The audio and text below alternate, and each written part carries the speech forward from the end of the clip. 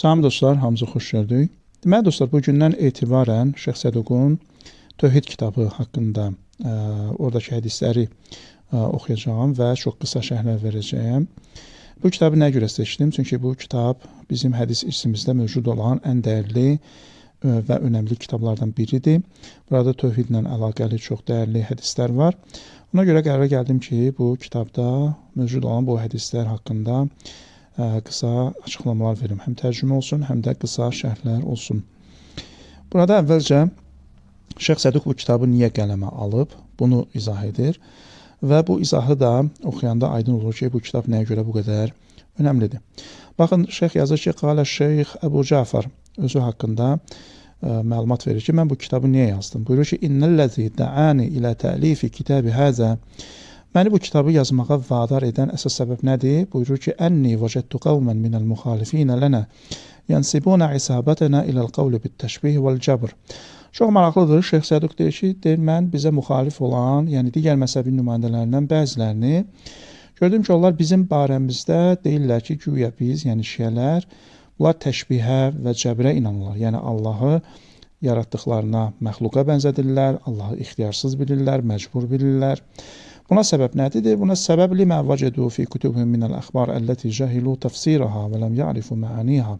Buna səbəb budur ki, onlar bəzi hədislər görüblər ki, bu hədislərin həqiqi izahını bilməyiblər, mənasını anlamayıblar. Ona görə də bunu səhvən bizim barəmizdə yanlış yazıblar. Fəqabbəhu bizəlik indəl cuhəl surətə məzhəbina. Və nəticədə nə olub?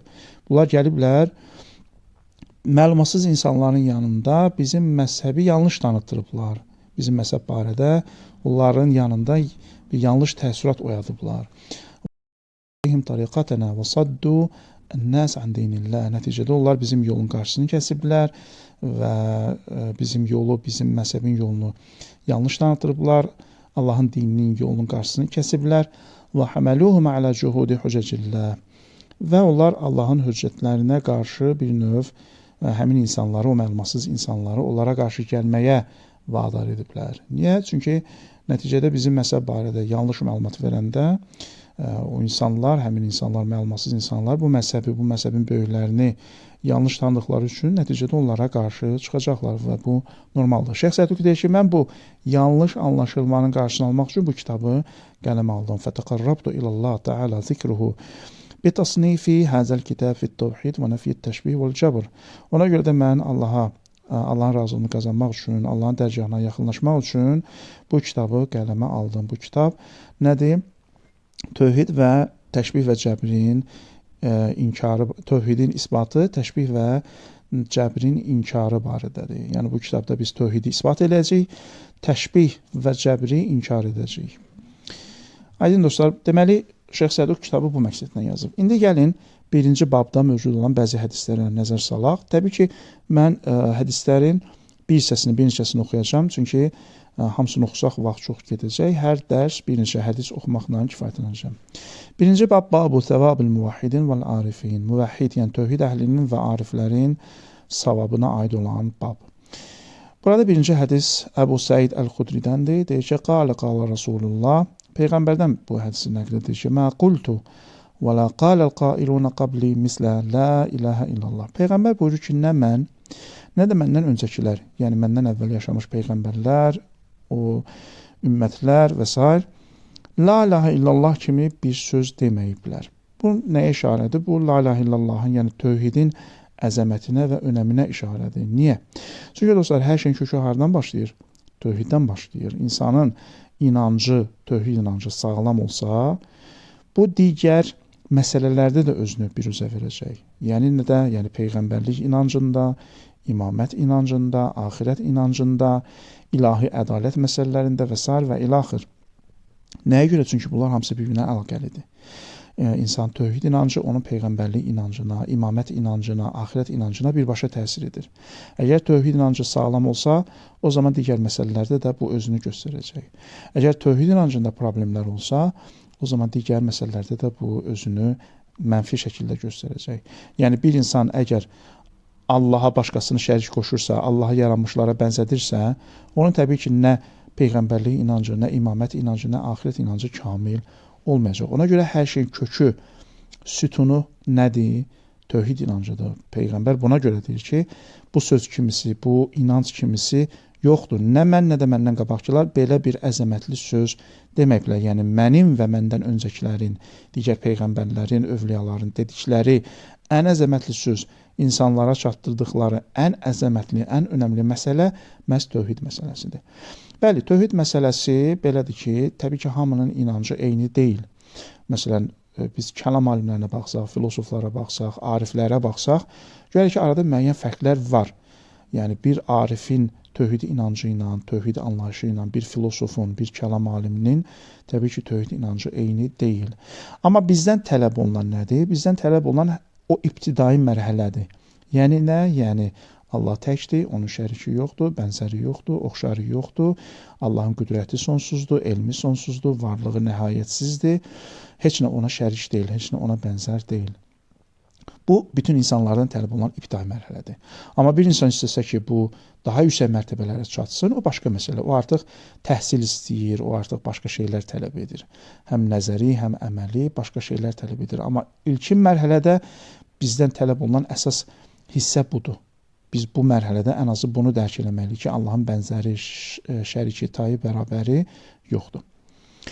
Bu bir hədis idi. Digər bir hədis, deməli, yenə Peyğəmbərdəndir.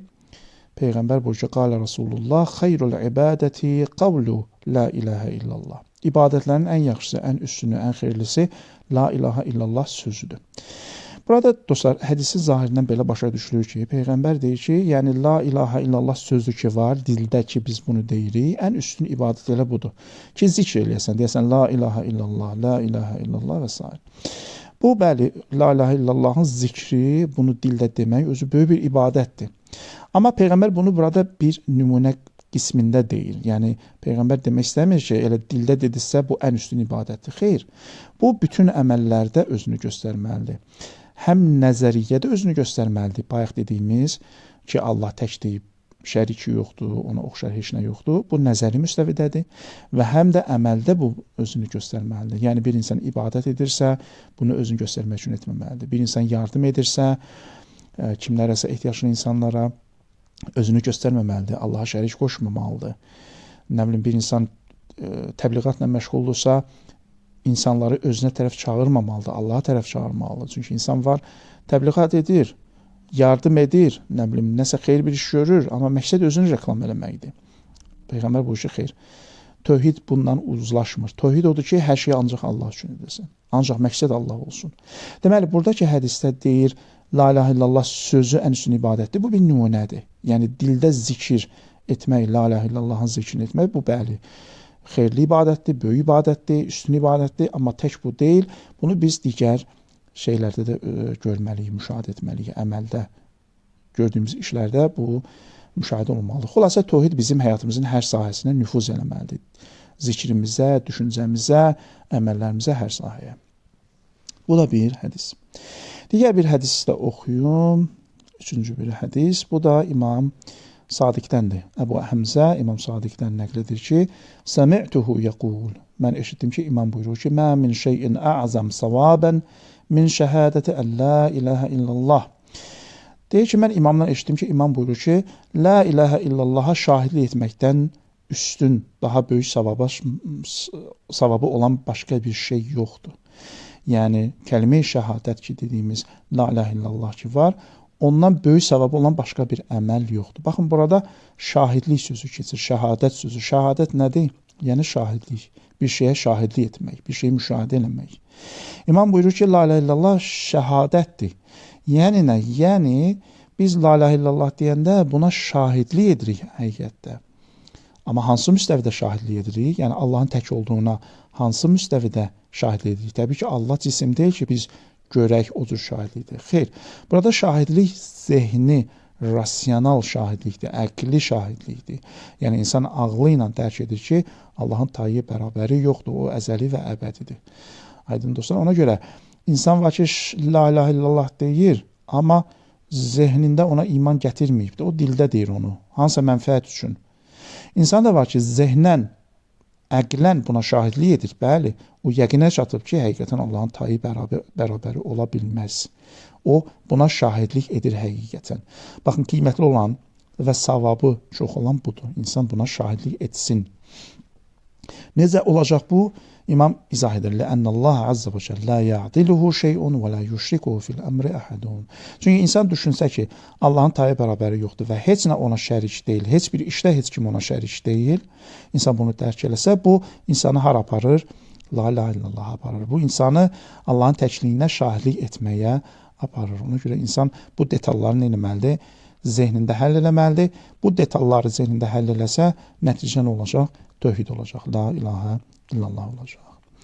Ümid edirəm, aydın oldu dostlar. Dediyim kimi, bütün hədisləri təbii ki, oxumaq çox vaxt alacaq. Mən əsas məqsədim budur ki, bu silsiləvi çıxışlar qısa-qısa olsun ki, yorucu olmasın. Ona görə bir neçə hədis bugün oxudum. İnşallah növbəti dərslərdə də növbəti hədislərdən bir neçəsini oxuyacağım. Bugünlük bu qədər. Hələlik.